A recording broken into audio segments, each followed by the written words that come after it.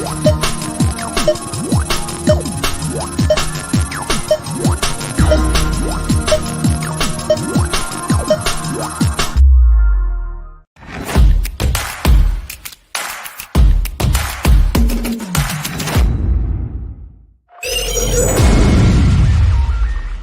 watching SKST Radio. Well, welcome to another episode of SKST Radio, and you are tuned into Entertainment News with Cammie Grayson and Dr. Ron, and we are here to give you some entertainment juice. Oh, not news? Juice. Oh, okay. You know how they always get together and say juicy gossip, some news. It's She's news. I'm Tell gossip. You the tea. I'm gossip. He's news. I'm gossip. Okay, so our first person that we're going to talk about today, you guys, we had a couple of deaths this week. Unfortunately, we did, and that's not funny. However, we do want to talk about the two that was highly recognized. One is Kelvin LeBron, born August 17th, 1966, and died yesterday, April 10th. That was the day before yesterday. Died April 10th, 2024. Now, he is known as Mr. C, and Mr. C was on Hot 97 up in New York, and one of the things that made him stand out was he was very influential into the hip-hop world, and he influenced Biggie Small as well as Big Daddy Kane, and I think MC Lyte. And one of the things that I full disclosure is when I was in high school, one of my aspirations was to be a DJ. DJ has a very prominent place in our, especially Black community, in I guess pre social media, because basically they are the people who, besides the Black church, connected the neighborhood to what's going on in the news. I mean, from concerts to turkey giveaways to the voting, polls. And I think about, the OGs like Tom Joyner and Frankie Crocker. Those were the guys that I admired during that time.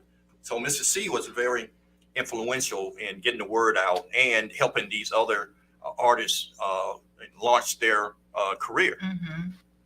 Wow. So they said he was very influential to the community, and his active years was from 1988 to 2024. So he had been, really doing his thing. He died at the age of 57, which is really young. Yes. They don't say why he passed or how he died, but I do know that he was someone that everybody respected. Like you said, Big Daddy Kane, Notorious B.I.G., he was just, out there, and, people really respected him. Can I do a quick PSA? Yeah. My public service announcement is Black men, get checked out, get your checkup, get your colon cancer, make sure your high blood pressure is regulated, and all this other stuff. Make sure you eat right, get the proper rest, and drink plenty of water. You got to take care of this vessel that God has given you, but you have to take care of it. Yeah. Now, I'm not sure how and why Mr. C, I don't know, it was a prolonged illness or something that came on suddenly. But the only way that you can actually know what's going on with you is get your proper checkups. Wow. Yeah. Well, at the end of the day, that goes for females as well. You got to get your mammogram checks. You got to get all these different things taken care of, because if you don't take care of your body, that's all you have. It's the only vessel you have. So you do have to get checked out. And I'm not gonna lie, I'm not one of those people that runs to the doctor every time my nose runs. But for major things, I do go to the doctor. So you need to make sure that you get all those things checked out, because you don't know. You never know. And so, but anyway, that's our condolences to the family, and just letting them know that we acknowledge and we know that he was a big influence to the music career, the community, and yeah. Yeah. So okay, so another death that we going to talk about is the death of Orenthon James Simpson. O.J. Simpson. Juice. O.J. Simpson. Okay, so let's talk about that one. So this morning I was listening to Alexa. You know, Alexa plays my news and get my day going and everything. And after all of my daily routine was over, the news popped in. You know how they have the podcast and they start talking about like the news of what happened. And so OJ was like one of the topics. And I knew it was going to be because I said it right when they said we need to do a show on OJ, but they beat us to it. So that's okay. So I'm going off of what I heard. And they still are after him for killing Nicole Simpson and Ron Goldman. And Allegedly. So, allegedly killing. And so that's what they were talking about. I mean, seriously, you can go listen to it. They really were talking about it. And, you know, the sad part is I'm on their side. I believe he was guilty. Okay. Well, tell us why. I'll tell you why. For one, he got away with it only because he was African American, and at the time, all this stuff was going on, all this negative stuff was going on, and the attorneys that he had was shady as all outdoors, allegedly. Well, you know. Come on, Dr. Ryan. Come on, just tell us what you think. Come on. First of all, okay. A black man getting away with murdering a white woman in the United States is very unheard of. Right. So I'll put that out there first. And second of all, we have a rule of law in the United States, and everybody is innocent until proven guilty. And if you're charged with unless you're black, I'm talking about the rule of law right now. Okay, unless you're black, that rule applied. Okay, I'm just teasing. Okay, go ahead, Dr. Ron. You are innocent until proven guilty, and you're proven guilty.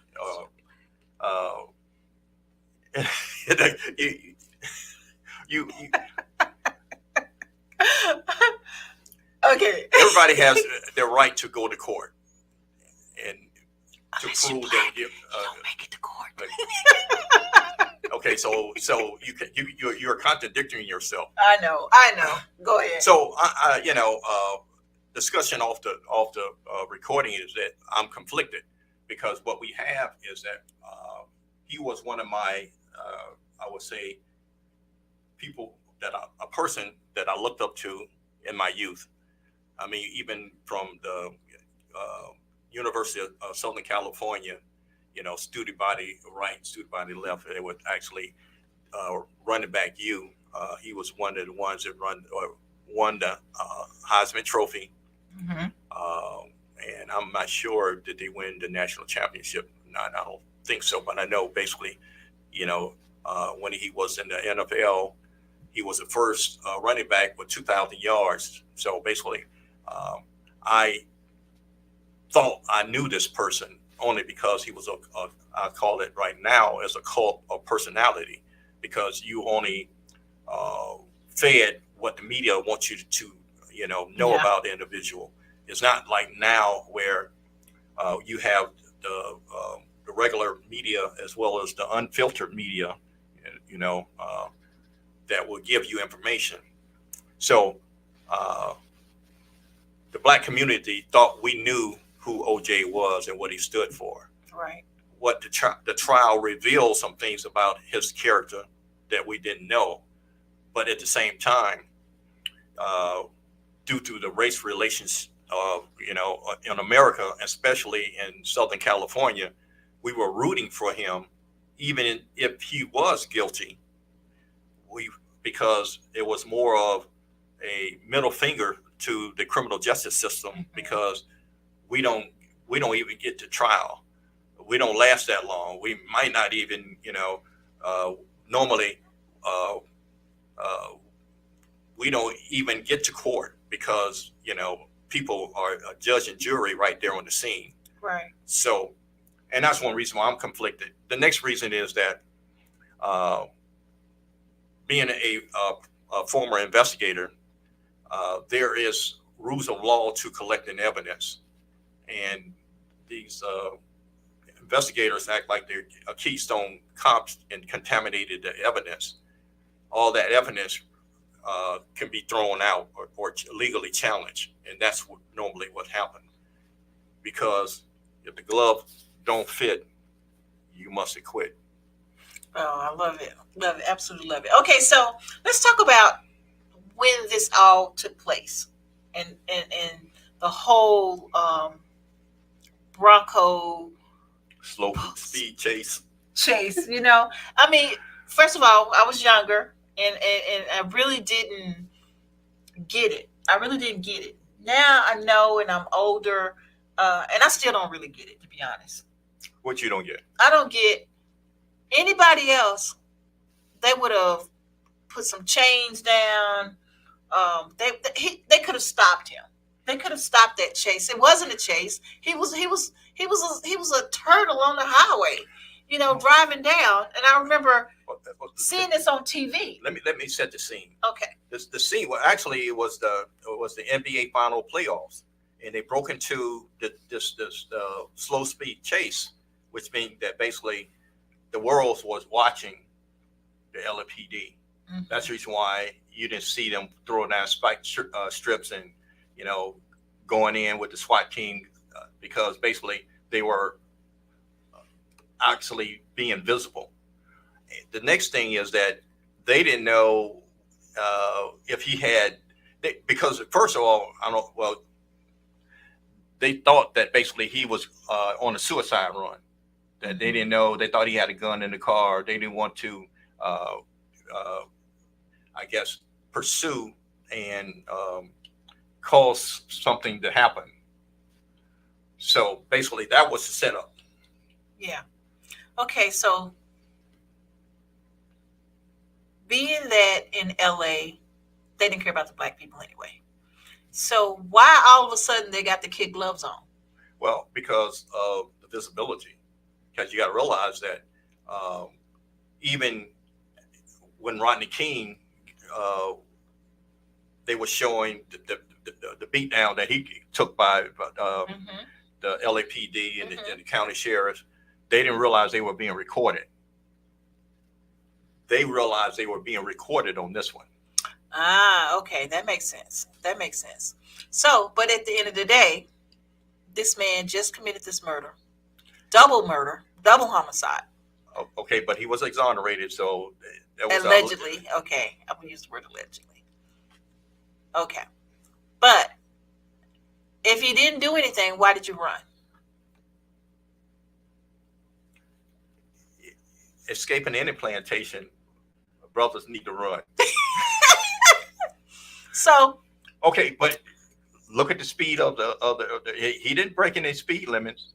No, he didn't. That's what I'm saying. And he drove back to the house and surrendered. Yeah, after and he didn't get swarmed in with those SWAT team. He only went back home because he was almost out of gas. But I'm just saying he could have went anywhere. But my point is that you didn't see the SWAT team surround his house like they surrounded Sean Puffy Combs. Yeah. So why was that? Why didn't they do that? Because the camera was on him. Well, the camera was on that one. But what I'm sharing with you, you have two different situations, and basically, did they have enough evidence to prove? Actually, they talked to him before they even took him down. If you remember the footage, there was no immediate arrest. Okay, so I don't remember all the details. I just remember seeing the Bronco driving and the helicopters following them, and they're talking about this horrific murder, double murder, and it was really sad. It was really sad that was the case. Okay, but as you put pieces together on the case, you can't assume that basically he was guilty they were still putting the evidence together to make the case. Okay. So they really was that low speed chase was to actually get him to either exonerate himself or incriminate himself. So now you made that comment about the glove. Isn't it possible that this man just went and bought too little gloves? The gloves he bought was too small. Why was that such a big thing in his case? I mean, anybody can go get some gloves that don't fit, but still use them. Okay, but what you mean as far as the evidence that was found at the scene of the crime? Yeah. I mean, because he had the glove, he put the gloves on in the courtroom. Right. And even though they were too small, they still fit, and you can still do stuff with gloves that don't fit perfect. So why was that a big deal? Okay, you got to realize that the murder weapon's supposed to have been a knife. Mm-hmm. If the gloves are too small, how can you really hold the knife? He could do it. Come on, ex-football player. Come on, you can do it. Okay. That's just cloth. I mean, that's just fabric. He could have done it. I mean, you see the picture of him with those gloves. Okay. He could have grabbed that knife. Okay. See, that was part of the theatrics that the professional attorney, that Johnny Cochran, did for the show for the jury. That was actually, if you really wanted to think, it was irrelevant as far as the guilt or innocent. It just showed that another thing that I forgot the two district attorneys' name right now, that they didn't really anticipate him doing, because if they did, they would not have let that. Those gloves fit enough that he could have done something. There's the evidence right there. Okay, but see, that was the sagacity and ingenuity of Johnny Cochran. That basically, anytime, especially in the state court, a lot of that stuff that you couldn't even do in the federal court, that would have been disallowed. Mm-hmm. That's why you need to get your money right. So you basically, if you do get in trouble, you can have the best attorneys and the best investigators on your side, and you learn about financial literacy every Tuesday at 6:00 on the Dr. Ron Smith Investigate Show, SKST Productions. Oh, well, while you're at it, you might as well tune in on Thursday for the Cameron Grayson Show. Look at entertainers, community leaders, all kinds of things. Who might teach you a thing or two. Right, and stay tuned for more entertainment with Cameron Grayson. Oh, man, I love it. Absolutely love it. So actually, to get back on topic, that was a shameless plug. That was. But I was conflicted for basically this whole court crime of the century appears like a Shakespearean tragedy. Yeah. The rise and fall of a person that we held in high esteem, and and you throw in a black man with a white woman, and it actually what's that Shakespearean Othello. Mm-hmm. It's like I said, it's that gravitated. I think more people watched that than probably the Super Bowl. Yeah, they did. I mean, that was very publicized. I remember that much. But the thing is, so you think about it, so you're being conflicted. I mean, we talked about this earlier, where he was a role model. Right. He was the person that led us into being the first African American sports announcer. I mean, so he set the pathway for greatness for African Americans. Although he married a white woman. Well, if you go back to history, and even the turn of the 19th century, Jack Johnson was actually convicted of the Mann Act because the white woman that he married crossed state lines. So that is the reason why you have black and brown Americans are very conflicted when we're talking about the criminal justice system. Yeah. which leads me back into, I'm not going to get into why that dynamic happens, but my point is throughout history, even go back to Othello. So there has always been a fascination with and that attractions and those dynamics, and how those dynamics are a part of the big system once you get into the criminal justice system. Right. I mean, because it goes back to, you have white men very upset that black men are with their women. Look at Candyman. Well, but my point is that nobody talks about Thomas Jefferson and Sarah Hemings, and nobody talk about these founding fathers of the United States who they distributed 1,000 and 1,500 1,000 acres, and guess who worked those acres? Yeah. It was they had slaves. So. Yeah.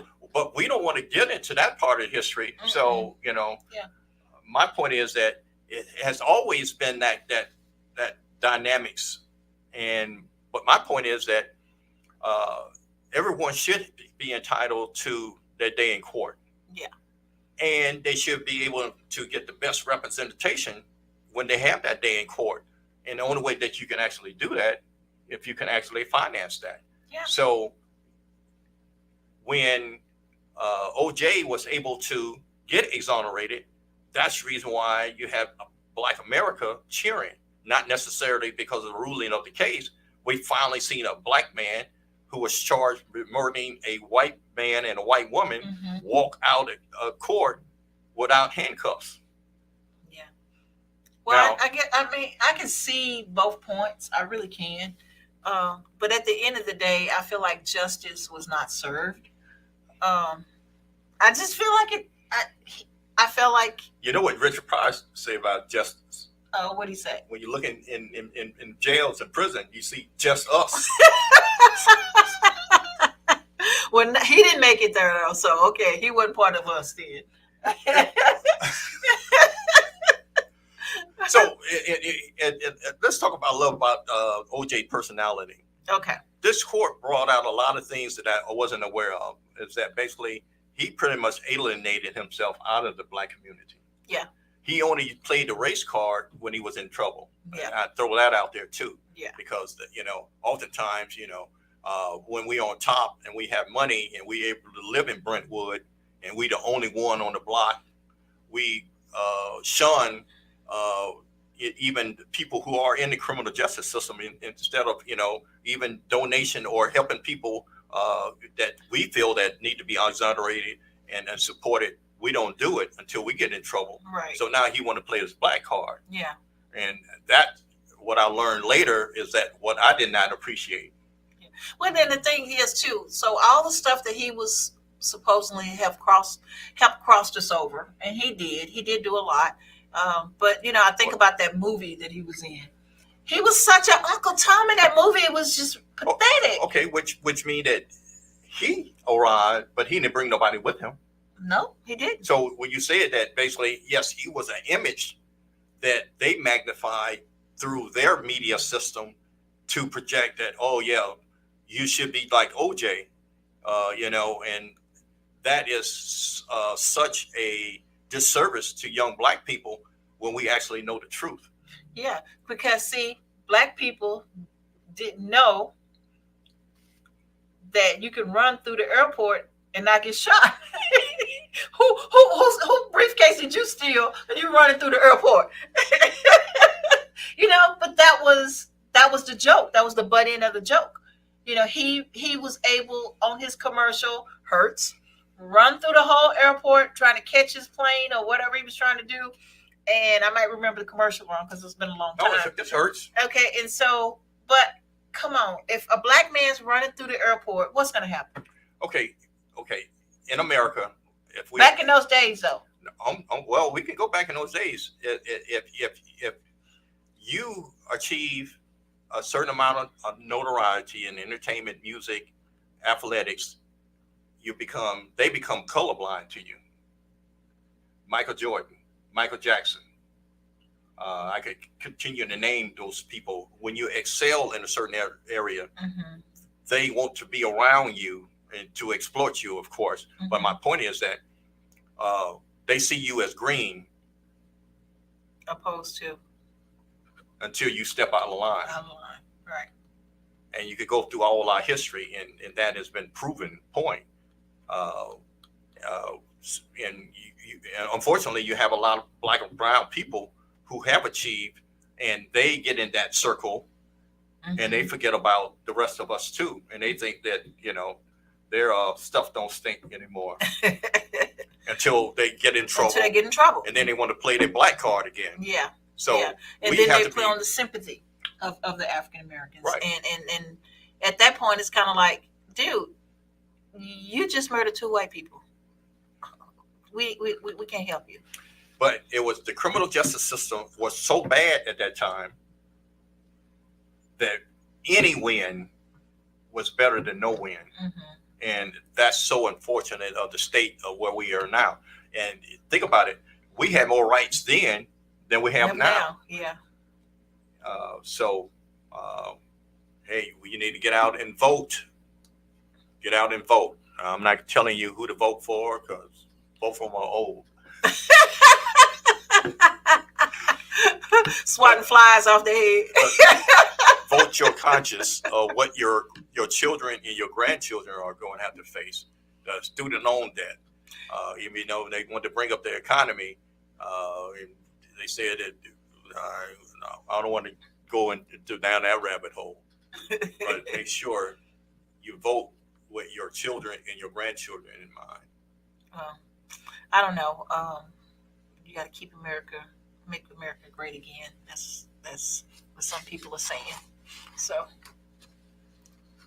I'm just saying, All right. When was it great?